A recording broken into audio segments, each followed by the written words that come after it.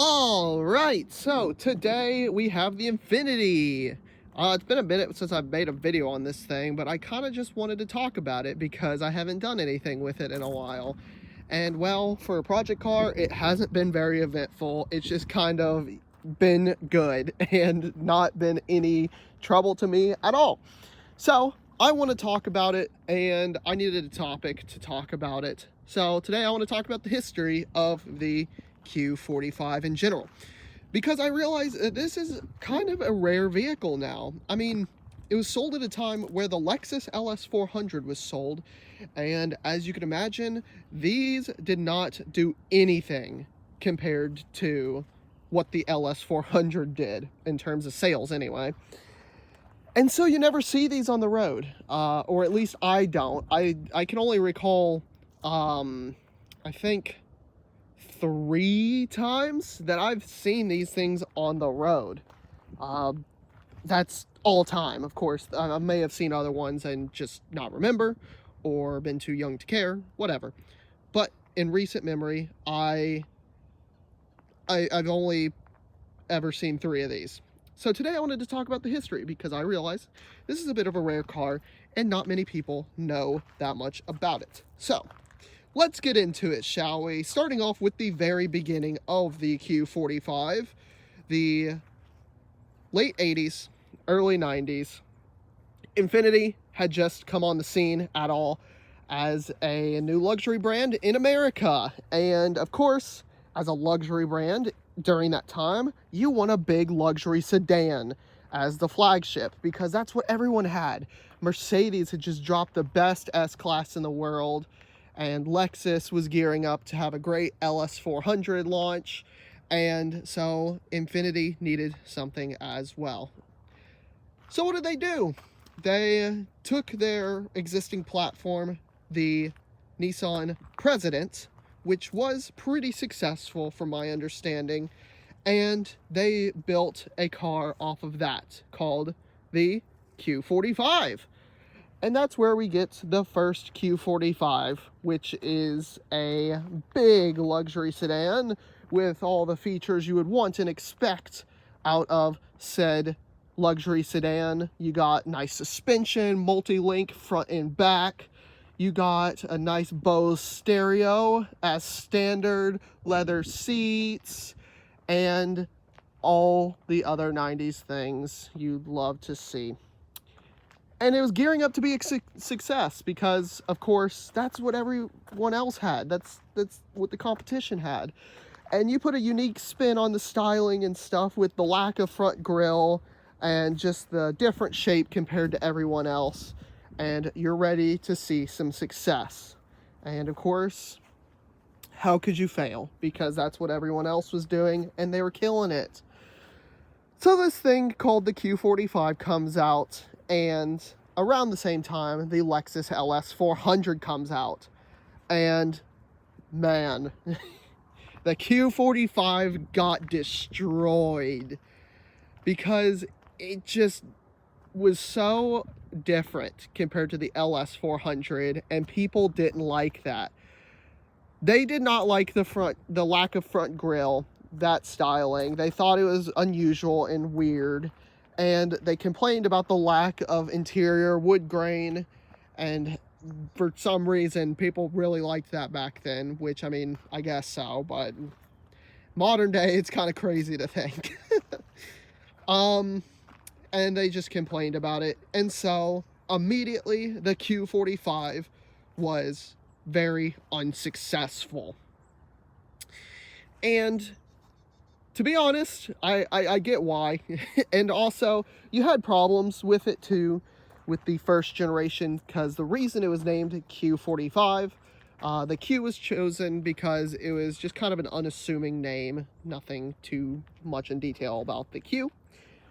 And 45 was because it had a 4.5 liter high output, quote unquote, V8, making 278 horsepower, which, if you know anything about this one here, that made more than this one does. We'll get into that later.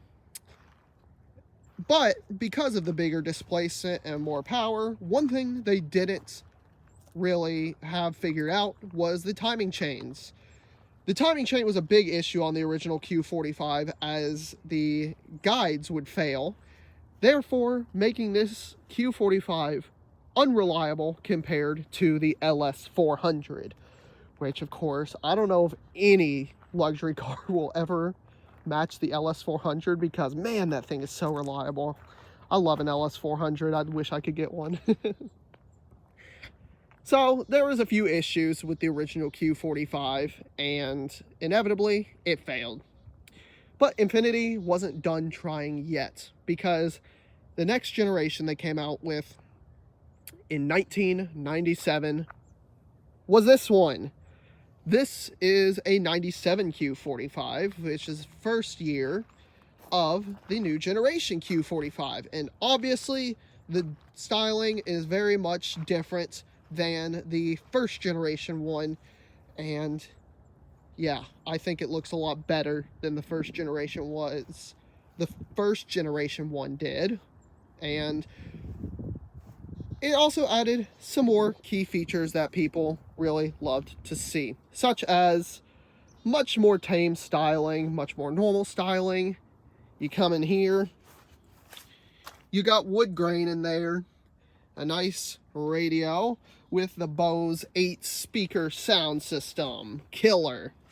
And despite being shorter in the wheelbase, you had more space for the rear seats. You had about 4 inches more space there, which, I mean, it's probably a decent amount, but for such a big luxury car, man, it's just like, well, let me unlock it first. Come on. Why does my car always have to be locked when I'm trying to do something? You come back here, you sit in, and, I mean, you got decent legroom. Back in the day, this would have been up here and not drooping and horrible in the elastic fail. And it would have been a nice place to be. This makes it a little more inconvenient, but honestly, I'm only 5'7", and I've got plenty of legroom still. I'm sure for taller people, it'd be more of an issue.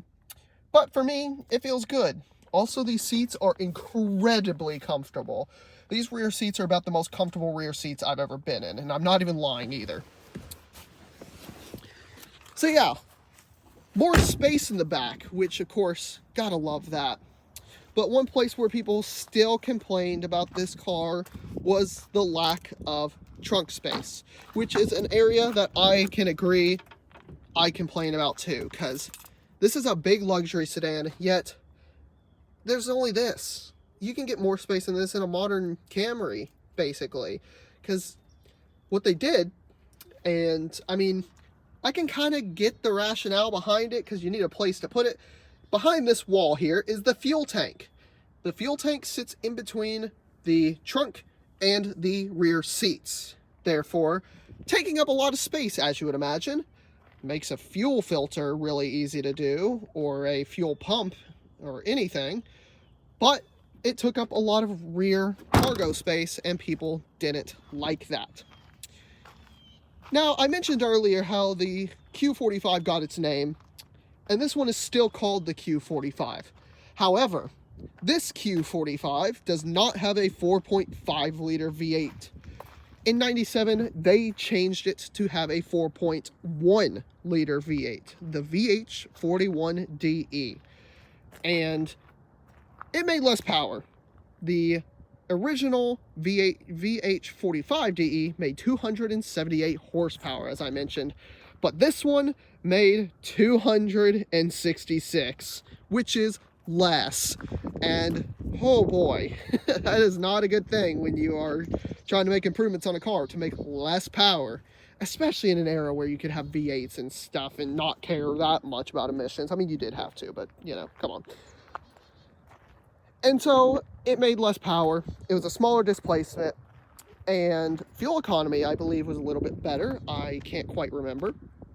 But more importantly, they fixed the timing chain issues. So these are actually very, very reliable. And the big issue with these, of course, if you know anything about the Q45, anyone who's ever owned one will most likely have complained about the knock sensors in these.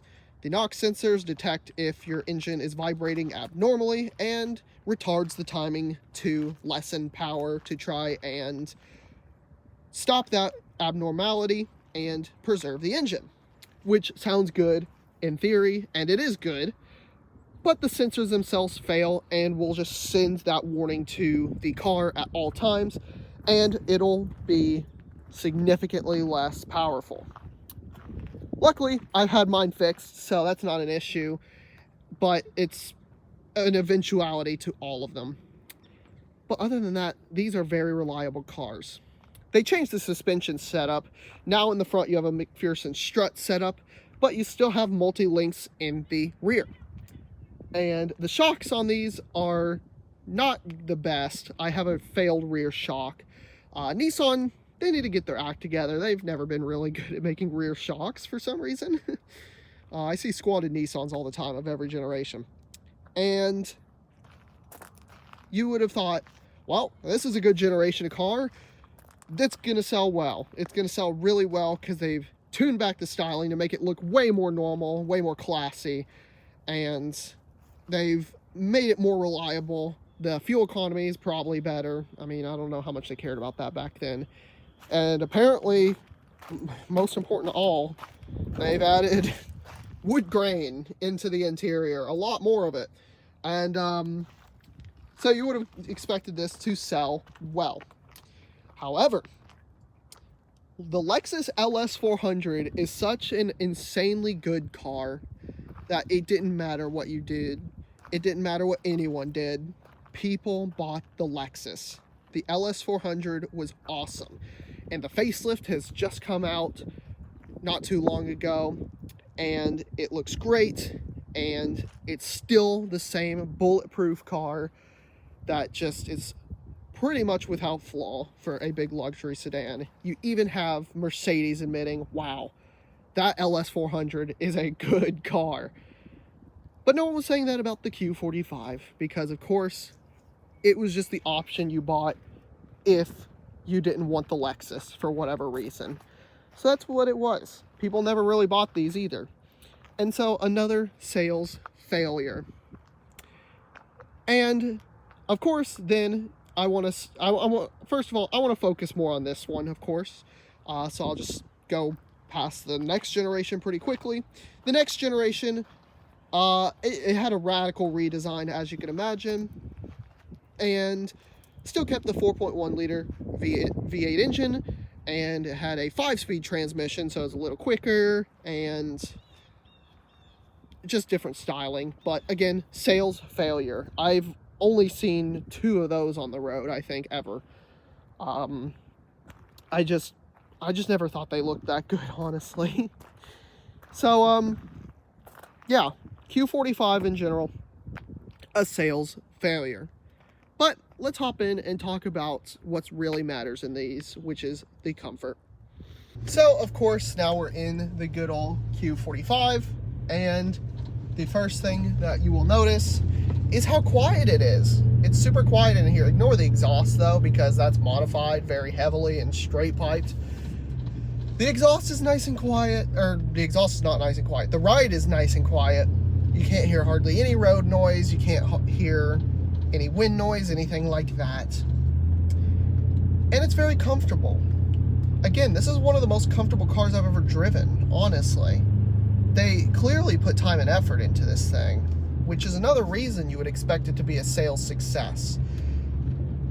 And I've never experienced a Lexus LS400. I have experienced an LS430, and that was also such a comfortable car. I'd say that one is definitely on the level, if not a little higher than this one was. But at the same time, this is still very comfortable. And I love driving this thing around everywhere just because of how comfortable it is. But everyone bought the Lexus. I don't really remember the pricing details of both this car versus the Lexus. I can put the numbers up on screen here. If I were to guess, this was probably priced a little bit cheaper just to compete with the Lexus. Because, I mean, if you were smart, that's what you do, buy the second generation. And it didn't matter what you priced it at because people still bought the Lexus. Also, the LS400 back at that point had been out since the early 90s. And when this generation came out, it was a well-established luxury car, and people knew it, people loved it, and it was awesome.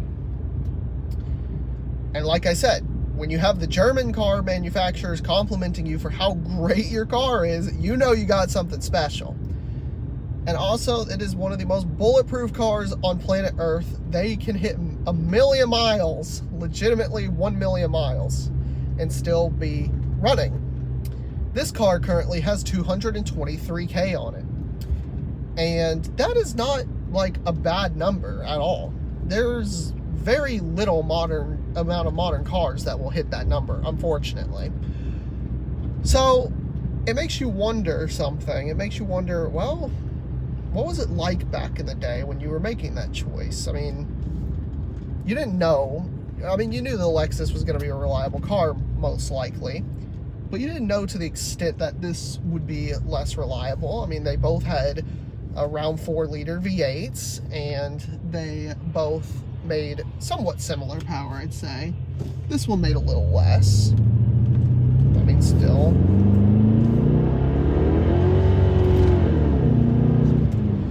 I wasn't floored because it's a wet road and I'd spin the tires for days. My bald tires, but you get the point. It still made decent power, and overall, they're both great cars.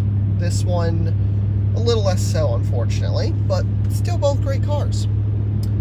But of course, in the world of competition, the better car is the better car. Like, that's what you buy, especially if they're around the same price point. And of course, Lexus in general was a bit more, I believe they were a bit more established than Infiniti was, because Infiniti really came into strides in the early 2000s when they came out with the G35 and that lineup of cars. They had the G35, they had the M37, I believe, or the M45 at that time, which is a very different car to this. And they had the, what else did they have? What else did old Infiniti have? They had like the QX56. How could I forget that? We had one of those as a family. And they were a good company back then. But back in the 90s, they were struggling a bit, I'll admit. And this car was no exception. This was a little bit of a struggle car. As good as it is, and as nice as it looks, it couldn't hold a candle to the LS400. And of course, going back to the history of the Q45, I've never been in a first gen. In fact, I've never seen a first gen in person, I don't think. So I can't tell you how that rides or anything. I would imagine it rides pretty well, because multi-link suspension tends to be very good suspension. But I can't tell you how this one rides. And this one rides so well and so smooth. Even with the blown shock back there, it's still a good ride.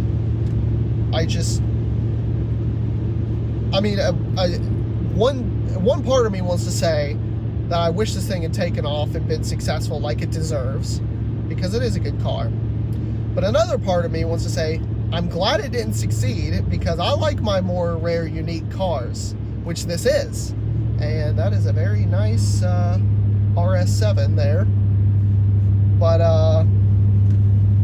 yeah, I'm glad to have this car, and it's a bit rare, because no one really knows what these are.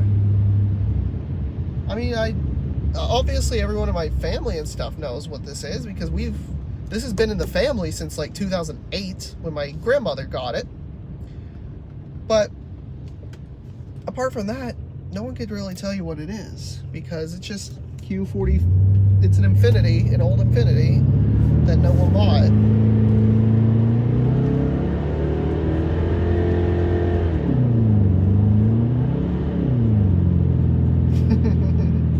See what I mean? Oh, that's good. But anyways, I just wanted to kind of go over the history of this car with you and just explain just the history of it, because I was reading on it recently and I just found it a bit interesting. I mean, it's not the most interesting story, of course. It's just they designed something, it failed. Cool. But I just wanted to know more about it, and I figured I could make a YouTube video out of this because honestly, not a whole lot of people probably know about the history of this thing. They probably didn't know that this had a previous generation and it had a generation after. They didn't know a bunch of the stuff about it, like this had multi-link suspension in the rear. I don't know. Stuff like that. So yeah, I just wanted to make this video about it, just to kind of talk about it and get this back on the channel because I love this car. So yeah, that's pretty much it from me. As usual, be sure to like, comment, and subscribe because I love reading the comments. And I'll be back next week with another video. See ya!